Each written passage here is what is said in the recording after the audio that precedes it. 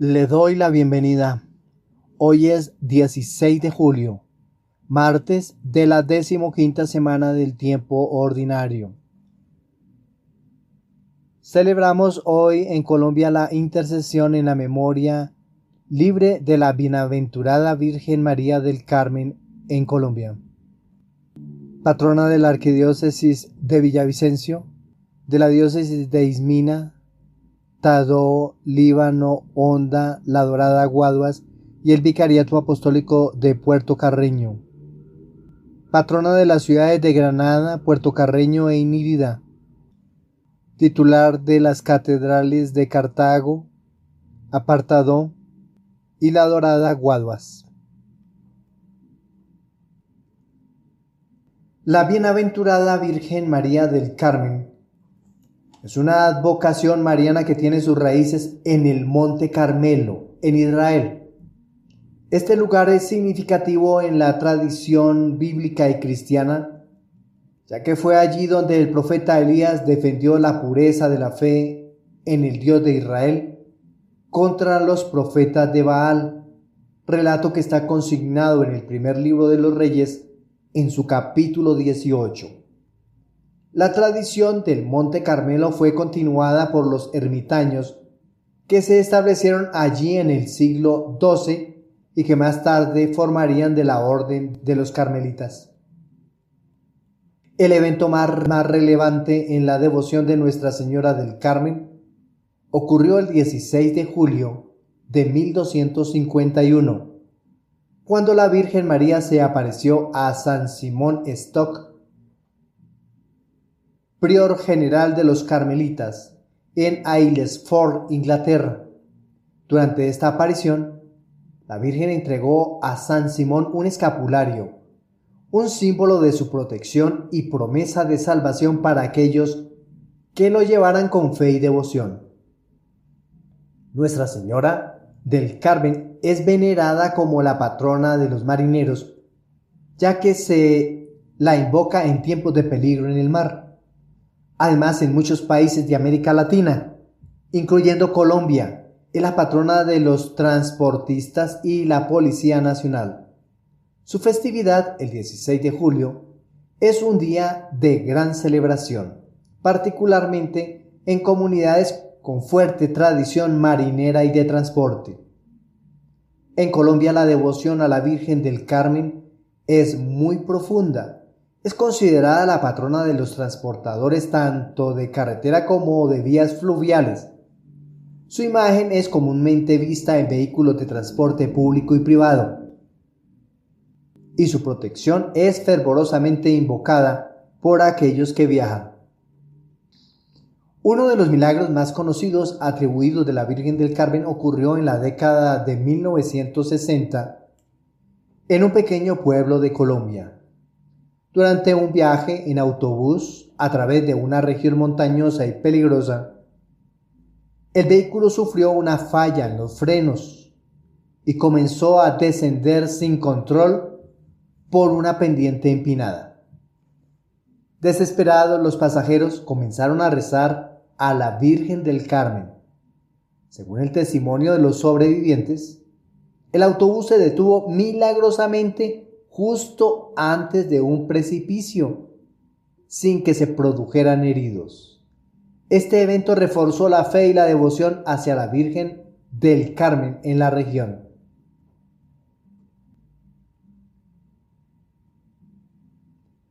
La Virgen María, reconocida desde los primeros tiempos del cristianismo como la Madre de Dios y la Reina de todos los santos. La advocación de Nuestra Señora del Carmen ha sido oficialmente aprobada y promovida por la Iglesia Católica a través de los siglos, con numerosos papas extendiendo indulgencias y bendiciones especiales a los devotos del escapulario. Por eso, hoy 16 de julio, pidamos a la bienaventurada Virgen María del Carmen y a todos los santos para que nos ayuden a vivir con fe y devoción, bajo su manto protector, que nos guíen y nos protejan en nuestros viajes y nos concedan la gracia de la salvación eterna. Amén. Virgen del Carmen, ruega por nosotros.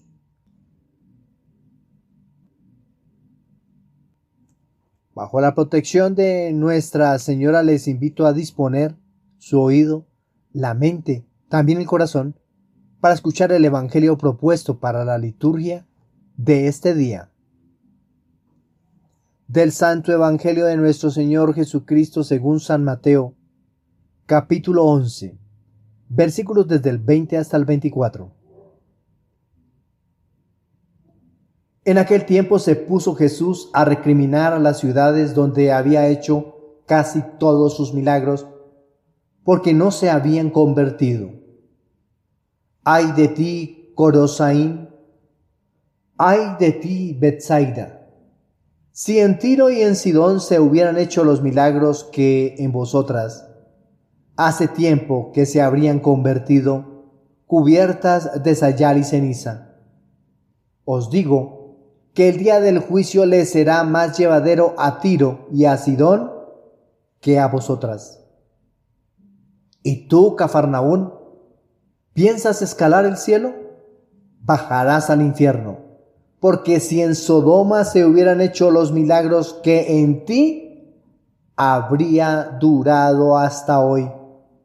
Os digo que el día del juicio les será más llevadero a Sodoma que a ti. Palabra del Señor. Nuestra reflexión para el día de hoy. Le invito entonces, antes de escuchar nuestra reflexión, a hacer lectura de los textos bíblicos propuestos para este día antes de escucharlos, para una mejor comprensión de lo que aquí decimos. La propuesta de la primera lectura es del profeta Isaías en su capítulo 7. Esta primera lectura nos describe cómo el Señor mantiene su fidelidad, según lo anunciado desde siempre. Permanecerá su protección al linaje de David hasta la llegada del Mesías. Parte del pueblo del Señor se alió con gentiles para atacar el plan de Dios. Él, siendo más poderoso, cuidó de sus fieles para permitirles permanecer y llegar a dar culmen a su plan divino. Quien permanece fiel al Señor cuenta con su protección y será victorioso en sus empresas. ¿Quién como Dios? Nadie hay como Dios, y su maldad lo devorará. Profundicemos en el profeta. El pasaje del profeta Isaías en su capítulo 7, los primeros 9 versículos, se sitúa en un momento crucial de la historia de Judá durante el reinado de Acaz, alrededor del año 735 a.C. El reino de Judá enfrenta una grave amenaza, una coalición formada por el reino de Israel, también llamado Efraín, y el reino de Aram, que es Siria, quienes buscan deponer a Acaz y poner en su lugar a un rey títere. Este contexto político y militar pone en gran aprieto a Jerusalén y su rey, generando miedo y desesperación entre el pueblo. Profundicemos en sus versículos. Ya dijimos Isaías capítulo 7, versículos del 1 hasta el 2. En los días de Acaz, hijo de Jotán, hijo de Osías, rey de Judá, subió Razón, rey de Harán, y Pekaj, hijo de Remalías, rey de Israel, contra Jerusalén, para atacarla, pero no pudieron vencerla. Y se le informó a la casa de David: Harán acampa en Efraín.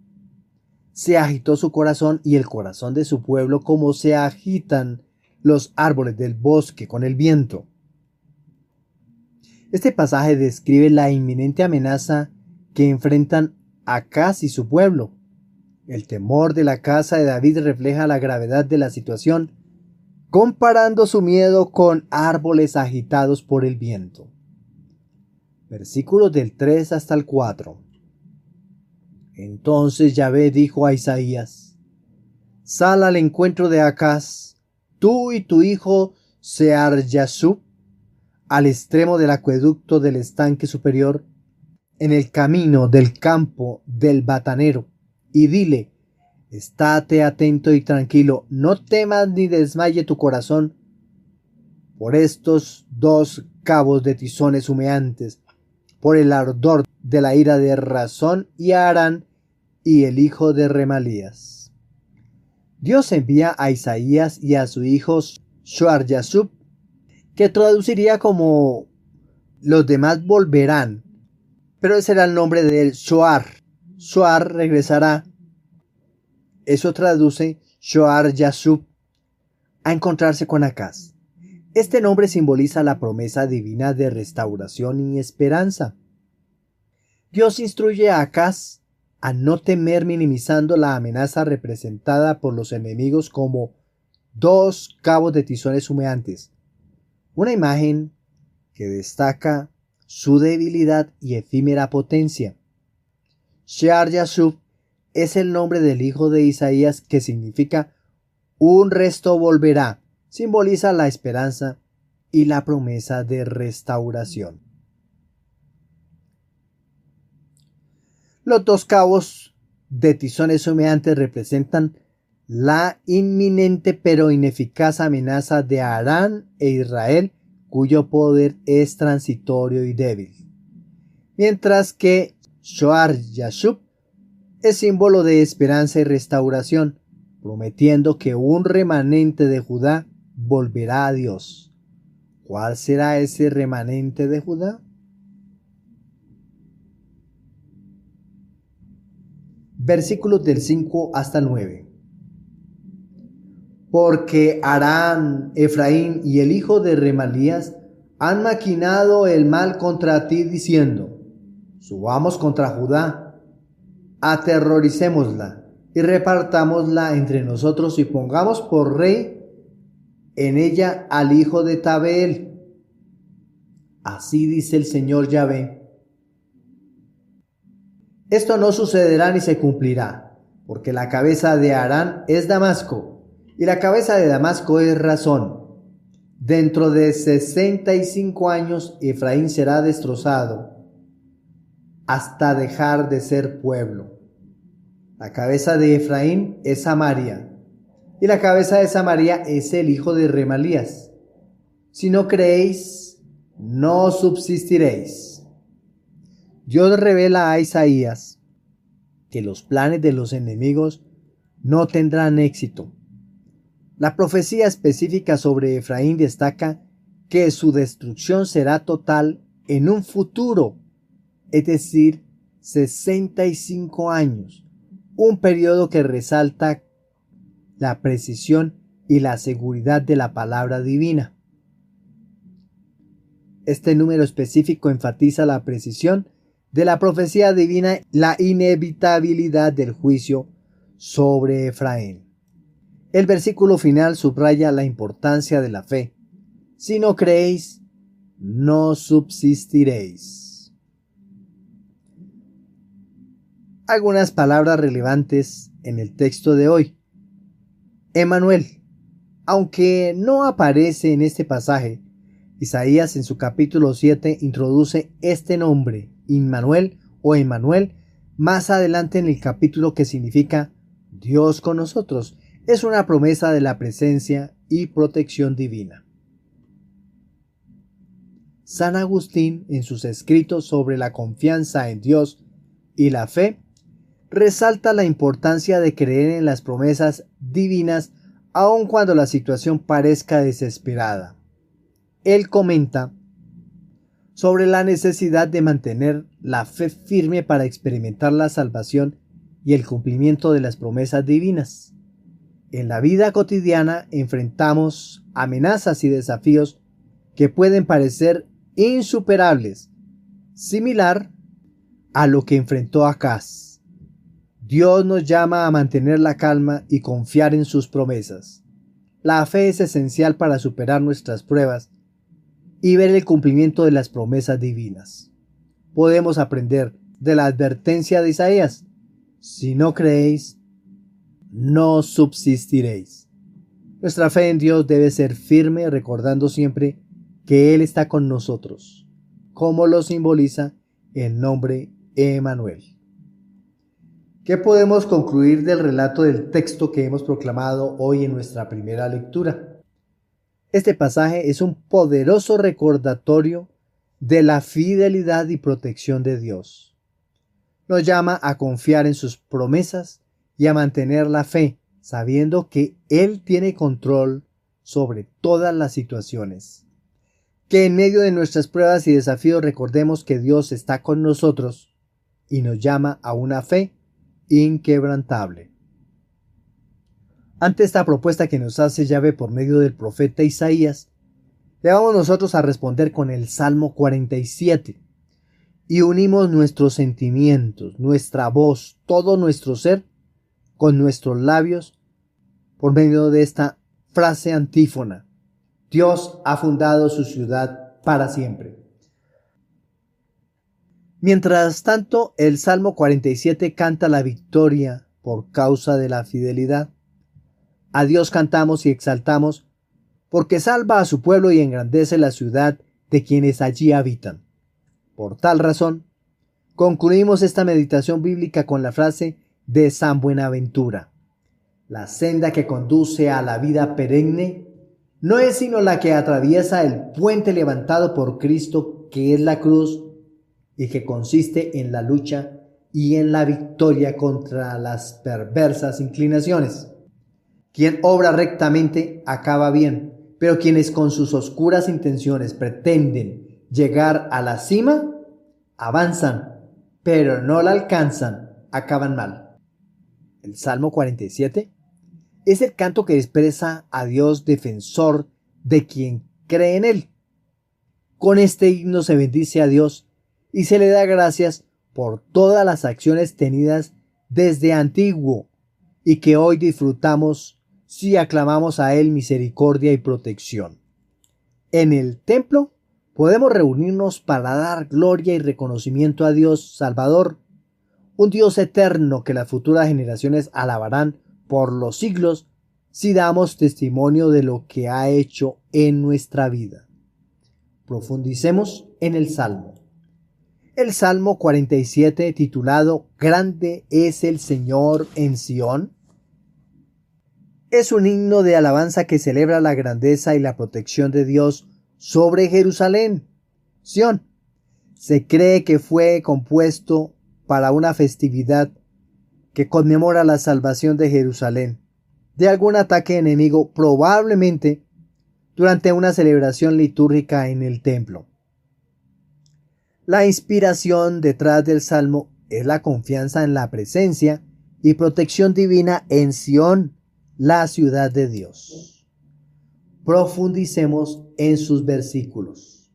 El Salmo 47 desde el 2 hasta el versículo 3a. Grande es el Señor y muy digno de alabanza en la ciudad de nuestro Dios. Su monte santo, altura hermosa, alegría de toda la tierra. El Salmo 47 comienza proclamando la grandeza del Señor y su dignidad de alabanza. Se sitúa en la ciudad de Dios, Sión, descrita como un monte santo y su altura hermosa, lo que subraya su belleza y santidad. La palabra hebrea para monte es har, que en este contexto se refiere al monte Sión, símbolo de la presencia divina. Versículos desde el 3b hasta el 4. El monte Sión, confín del cielo, ciudad del gran rey. Dios está en sus baluartes. Se ha revelado como un baluarte. Aquí el monte Sión es descrito como el confín del cielo y la ciudad del gran rey. Esta designación resalta la importancia de Sión, no solo como una ubicación geográfica, sino como un lugar de encuentro entre el cielo y la tierra. La presencia de Dios en sus baluartes refuerza la idea de protección y fortaleza divina.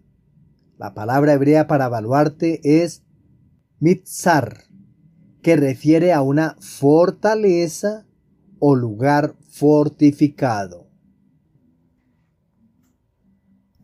Versículos del 5 hasta el 6. Porque los reyes se aliaron y avanzaron juntos. Al verla quedaron aterrados y huyeron despavoridos. Estos versículos relatan cómo los reyes enemigos, al ver la ciudad de Dios, quedaron aterrados y huyeron. La protección divina hace que incluso los poderosos reyes sean incapaces de conquistarla. Este pasaje subraya la invencibilidad de Sión bajo la protección de Dios. Versículos del 7 hasta el 8. Y allí los invadió un temblor y dolores como de parto, como un viento del este que destrozaba las naves de Tarsis. La imagen de los enemigos invadidos por un temblor y dolores como de parto enfatiza la desesperación y el pánico ante la presencia divina. La mención del viento del este que destroza las naves de Tarsis sugiere un desastre repentino y completo. En hebreo, viento del este es Ruach Kadim, un viento conocido por su poder destructivo en la región. San Agustín, en sus exposiciones sobre los salmos, interpreta este salmo como una alegoría de la iglesia, la nueva Sión. Para Agustín, la ciudad de Dios no es solo la Jerusalén terrenal, sino también la comunidad de creyentes que es protegida y guiada por Dios. Él ve en la descripción de los reyes aterrados una representación de las fuerzas del mal que no pueden prevalecer contra la iglesia. En el contexto de este martes de la 15ª semana del tiempo ordinario, el Salmo 47 nos invita a meditar sobre la protección y la grandeza de Dios. Nos recuerda que Dios está presente en medio de nosotros, protegiendo y guiando a su pueblo. La ciudad de Dios, Sión, es un símbolo de seguridad y refugio que nos anima a confiar en la protección divina en nuestras propias vidas. En medio de nuestros desafíos podemos encontrar consuelo en la certeza de que Dios está con nosotros, protegiéndonos y guiándonos. ¿Qué podemos concluir del Salmo 47? Que esto que está contenido en el Salmo es un poderoso testimonio de la grandeza y protección de Dios. Este Salmo nos llama a alabar y confiar en el Señor, reconociendo su presencia en nuestras vidas y su protección constante. A través de este Salmo, somos animados a ver a Dios como nuestro baluarte y refugio, y a vivir con la certeza de su amor y cuidado en medio de todas nuestras circunstancias. La propuesta del Evangelio. El Evangelio propuesto para este día es de San Mateo en su capítulo 11. Ya en el Evangelio, después de que Jesús envió a sus discípulos a preparar a los habitantes de las ciudades, ahora empieza su misión. Inicia amonestando a los habitantes de las ciudades en donde realizó milagros, pues viendo la acción de Dios en medio de sus vidas, no se convirtieron. Antes bien, siguieron viviendo acomodadamente en la ausencia de Dios y su doctrina. Las ciudades extranjeras acogieron con responsabilidad y madurez el Evangelio. Por tal razón, serán tratadas con misericordia, pues ellos no conocieron el primer intento de Dios de conducirlos por el camino de la iglesia. Por tal razón, con el primer anuncio atendieron el llamado y no han hecho difícil el trabajo de la salvación. Para la ciudad de Cafarnaún será tratada con mayor rigor, pues fue el lugar donde Jesús vivió con mayor parte de su tiempo misionero y en donde realizó también gran parte de los milagros. De Cafarnaún podemos decir que lo que hoy existe fue recuperado a partir de 1838. en donde geógrafos y arqueólogos han podido descubrir los vestigios que hoy se cuidan, pues llegó a ser un lugar de ruinas y hubo la necesidad de construir todo un oasis para que muchos peregrinos y turistas puedan tener idea de lo que fue esta ciudad, una de las más humildes de la región. Todo lo que está escrito en la historia se consigna para que las generaciones que vienen alcancen a ellos la salvación. Jesús vivió entre su pueblo, pero no lo reconocieron como enviado de Dios, camino que conduce a la nueva vida, al encuentro del Creador. Creyeron en Él quienes escucharon su testimonio, quienes desearon conocerlo y siguieron su doctrina, el amor. A nosotros nos queda, conociendo las gracias que otorga, seguir al Hijo de Dios, aceptar su mensaje e iniciar la misión de anunciarlo a quienes padecen la esclavitud de vivir en el camino del mal, persiguiendo el bien personal y convirtiendo a los demás en sus súbditos. Profundicemos en el Evangelio. El Evangelio, según San Mateo, se escribió probablemente en la última parte del siglo I, dirigido a una comunidad judeocristiana. Su objetivo principal es mostrar a Jesús como el Mesías esperado, cumpliendo las profecías del Antiguo Testamento. Mateo subraya la enseñanza de Jesús y su autoridad divina, presentándolo como el nuevo Moisés que da la ley definitiva. Hoy hemos leído el capítulo 11 y sus versículos del 20 al 24. En este pasaje Jesús reprende a las ciudades de Corazín, Betsaida y Cafarnaún por no haberse arrepentido a pesar de haber presenciado muchos de sus milagros. Estas ciudades representan la incredulidad y la falta de arrepentimiento a pesar de las claras manifestaciones del poder y la misericordia de Dios. En las alturas de una montaña, una madre águila cuida de sus crías. Desde que nacen, les enseña a volar, llevando comida y protegiéndolas de los depredadores. Día tras día las crías observan los cuidados y el sacrificio de su madre, pero algunas no desean abandonar la comodidad del nido. La madre águila, con firmeza y amor, empuja a las crías fuera del nido, sabiendo que solo al enfrentar el vacío aprenderán a volar.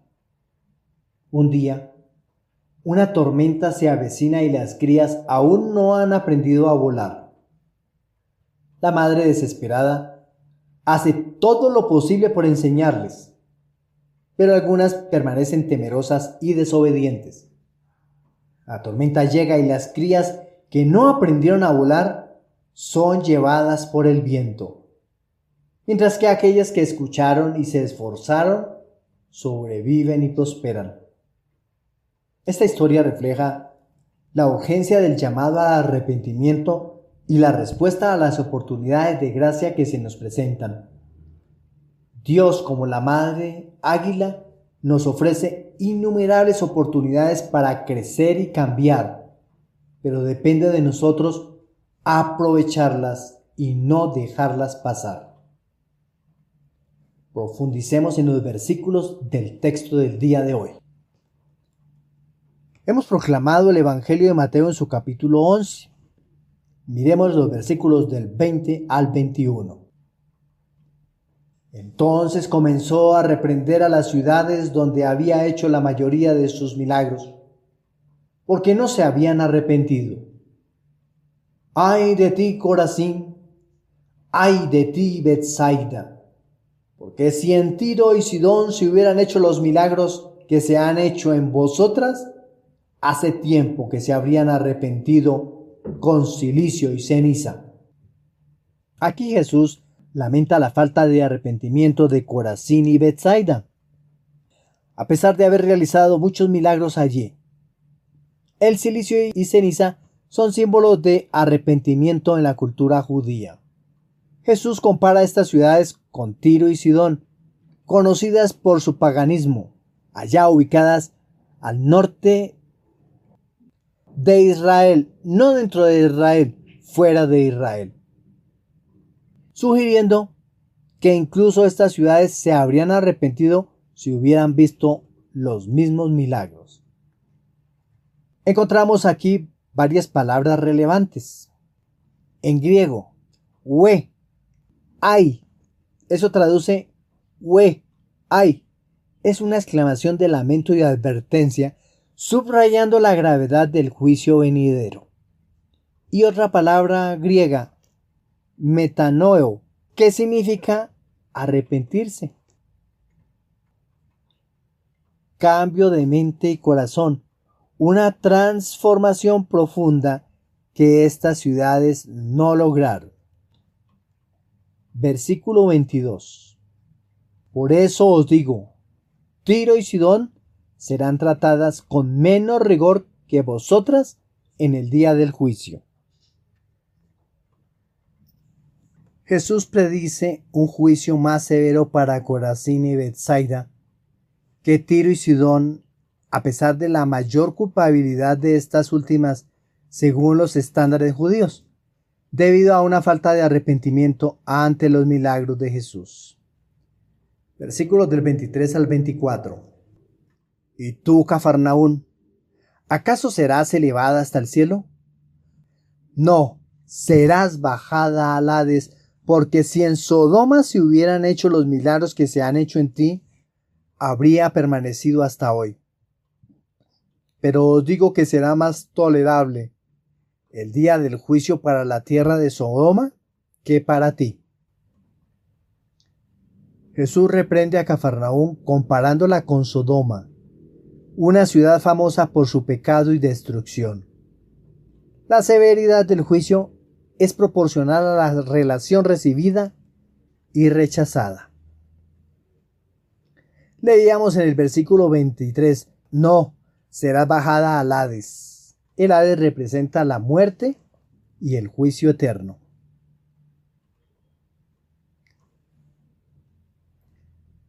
En el texto proclamado en el día de hoy, podemos resaltar de ahí 7 veces, aunque no mencionado explícitamente aquí, el número 7 y a menudo simboliza plenitud y con plenitud en la Biblia, indicando la totalidad de los milagros realizados y rechazados.